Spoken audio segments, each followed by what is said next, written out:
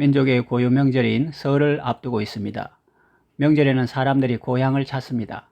그리고 실향민은 고향을 생각합니다. 보통 명절에는 친지들이 서로 만나서 음식을 먹으며 정담을 나눕니다. 그러나 어떤 분들에게는 명절이 부담스러울 수도 있습니다. 인간 관계가 어려우면 서로의 만남이 긴장이 되고 갈등의 원인이 될 수 있습니다. 그래서 명절이 오기 전부터 마음에 긴장이 되고 그것이 몸의 병으로까지 나타나는 일도 있습니다. 명절이 좋고 기다려지는 사람에게나 부담스러운 사람에게나 명절에는 누구에게나 어떤 그리움이 있습니다. 고향을 생각하고 부모님을 생각합니다. 특히 성도는 본향인 천국을 생각합니다. 우리의 진정한 부모님이신 하나님 계시고 우리의 진정한 친지들인 성도들이 있고 더 이상 고통도 아픔도 슬픔도 눈물도 없는 사랑과 기쁨이 가득한 곳이지요. 우리 주 예수 그리스도의 은혜와 하나님의 사랑이 햇빛보다 더 찬란하게 빛나는 곳입니다. 광야와 같은 이 세상을 나그네처럼 살아오면서 우리는 본향 천국을 바라보며 사무치도록 사모합니다. 천국은 장차 도래할 하나님의 나라이지만 이미 우리 가운데 이루어진 면도 있습니다. 예수님이 오심으로 우리에게는 하나님의 나라가 이미 임했습니다. 그러나 아직 온전히 이루어지지는 않았습니다. 이것을 이미와 아직의 관계, 영어로 already와 not yet의 관계로 말씀드렸습니다. 오늘 본문을 보면 예수님께서 하나님 나라에 대해서 말씀하십니다. 하나님의 나라는 너희 안에 있느니라. 이것은 장차 도래할 하나님 나라를 부정하는 말씀이 아니라 이미 우리에게 임한 하나님의 나라를 강조하신 말씀입니다. 이 땅에서 천국의 삶을 사는 사람이 장차 천국에도 가게 되는 것입니다.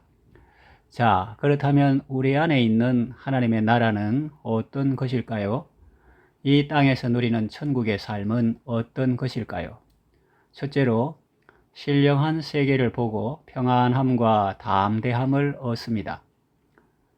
구약시대에 엘리사라는 선지자가 있었습니다. 그리고 그에게는 사환이 있었습니다. 어느 날 이스라엘 북쪽의 아람 나라의 군대가 이스라엘을 침공했습니다. 엘리사가 이스라엘의 귀한 자산이며 보배인 줄 알고 그를 죽이려고 온 것입니다. 엘리사의 사환은 아침에 일어나 자기들을 포위한 적군들을 보고 겁에 질렸습니다. 그러나 엘리사는 담대하고 평안했습니다. 사환을 위하여 하나님께 기도했습니다. 열왕기하 6장 17절 기도하여 이르되 여호와여 원하건대 그의 눈을 열어서 보게 하옵소서 하니 여호와께서 그 청년의 눈을 여심해 그가 보니 불말과 불병거가 산에 가득하여 엘리사를 둘렀더라 했습니다. 이것은 가상이 아닙니다. 허구가 아닙니다. 정확한 실상이었습니다. 하나님의 천군과 천사들이 그들 주위를 둘러 보호하고 있었는데 그 수는 적군들보다 많고 힘도 강했습니다. 그제야 사환도 안도의 숨을 내쉬며 두려움에서 벗어났죠. 우리는 본다고 하지만 아주 일부만 보고 있습니다. 빛도 가시광선만 보고 적외선이나 자외선은 보지 못합니다. 우리 인간의 눈은 완전하지는 않습니다. 하나님은 우리의 눈을 열어서 실상을 보게 하십니다. 마음의 눈을 밝히셨다고 표현하기도 하고 영안을 열어주셨다고 표현하기도 합니다. 표현이 어떻든 중요한 것은 실상을 본다는 것입니다. 이 땅을 사는 인생들이 두려움에 빠지는 이유는 그 대상에 대해서 잘 모르기 때문입니다. 정보가 어둡기 때문입니다. 예를 들어 어디에 가서 강의한다고 할 때 그곳의 위치를 알고 또 교통 정보를 알고 또 강의를 듣는 사람들의 나이와 성별과 주 관심을 알고 또 강당의 크기와 마이크 시설, 영상 신설은 어떻게 되어 있는지를 미리 알아보는 것이 중요합니다. 그렇게 알고 가면 두려움이 없죠. 그러나 아무것도 모르는 상태로 가면 불안하고 두렵습니다. 하나님께서 우리 마음 눈을 밝혀주실 때 성경 말씀을 통해서 그렇게 해주실 때가 많습니다.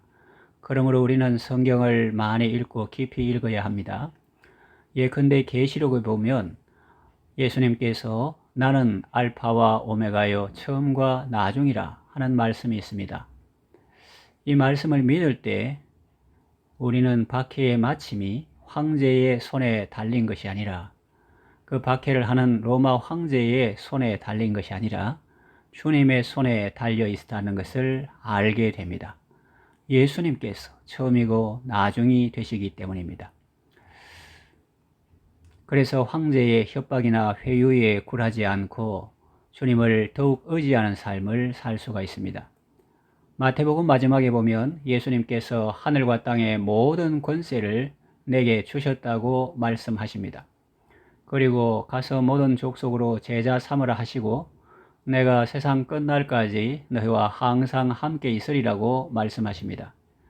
이 말씀을 믿고 주님의 임재하심과 동행하심을 알 때 세상을 두려워하지 않고 오히려 절대 주권자이신 주님을 바라보고 그분을 의지하고 기도하는 삶을 살 수 있습니다. 하나님께서 여러분의 눈을 열어주셔서 실상을 보게 하시고 천국의 기쁨 가운데 살아가게 하시기를 바랍니다. 둘째로 사랑의 음성을 듣고 평안함과 담대함을 얻습니다. 사도 바울은 3차 전도 여행을 마치고 예루살렘에 갔다가 거기서 체포되어 죄수 신분으로 로마까지 가게 되었습니다. 구브로 섬에서 오늘날의 키프로스 섬이죠. 로마로 가던 중에 해상에서 유라굴로라는 광풍을 만나게 되었습니다. 그래서 아드리아 바다에漂流하게 되었습니다. 몇 날 며칠을 먹지도 못하고 마시지도 못했습니다. 그저 바람과 파도에 밀려 바다 위를 이리저리 떠다녔습니다. 해도 못 보고 별도 못 보았다고 했으니 날씨도 아마 아주 구전 날씨였을 것입니다. 그러니 얼마나 불안하고 답답하고 또 두려웠겠습니까? 배에 탄 사람들은 풍랑을 만나서 이제 우리는 다 죽었다고 생각했을 것입니다. 그런데 그 배에 탄 사람들은 하나도 죽지 않고 다 살았습니다. 정말 기적 같은 일이 일어난 것입니다. 어떻게 그렇게 되었을까요? 그 기적의 시작은 어디에서 비롯되었을까요? 주님께서 그들에게 은혜를 베풀어 주셨기 때문입니다. 그 풍랑이 이는 바다를 바라보며 사도 바울이 기도하고 있을 때 주님께서 그의 곁에 서서 이렇게 말씀하셨습니다. 사도행전 27장 24절 바울아 네가 가이사 앞에 서야 하겠고 또 하나님께서 너와 함께 항해하는 자를 다 내게 주셨다. 주께서 그의 곁에 서서 말씀하시며 그에게 힘을 주셨습니다. 사도 바울은 주님의 말씀을 듣고 힘을 얻었고 그래서 그는 배 안에 있는 사람들에게 하나님의 말씀을 전하며 다 구원받게 될 것이라고 하면서 안심하라고 했습니다. 우리도 이 세상 살면서 사도 바울 일행이 만났던 광풍과 같은 현실을 만날 수 있습니다. 배가 흔들립니다. 집채만한 파도가 삼키려고 덮칩니다. 배를 가볍게 하려고 가진 물건을 다 버리고 다 정리해야 할 때도 있습니다. 해도 별도 보이지 않고 날이 아주 어두울 때도 있습니다. 불안과 두려움이 우리를 짓누를 때가 있습니다. 우리가 그런 지옥 같은 현실을 통과하고 있을 때라도 예수님은 우리에게 평안을 주십니다. 말씀을 통해서 평안을 주시고 안심하게 하십니다. 시편 말씀과 같이 그 말씀을 보내사 우리를 위경에서 건지십니다. 복음성과 가사에 이런 내용이 있습니다. 주 품에 품으소서 능력의 팔로 날 안으소서 거친 파도 날 향해 와도 주와 함께 날아오르리 폭풍 가운데 나의 영혼 잠잠하게 주를 바라네. 어려운 상황 가운데 있을 때 기도를 통해서 여러분의 영혼이 주님과 함께 날아올라 문제를 내려다보며 문제와 상관없이 하나님의 은혜로 승리하는 삶을 살아가시기를 바랍니다. 셋째로 절대 주권자 하나님의 다스림 속에 감사하며 살아갑니다. 누가복음 17장 20절 보면 바리새인들이 하나님의 나라가 어느 때에 임하나이까? 라고 예수님께 물었습니다. 예수님, 하나님의 나라가 언제 임합니까? 바리새인만 아니라 예수님의 제자들조차 그랬습니다. 대속의 십자가를 지러 예루살렘으로 올라가는 선생님 앞에서 제자들은 주의 나라에서 한 자리 차지하려고 서로 다투었습니다. 부활하신 예수님을 보고 또 그런 말을 했습니다.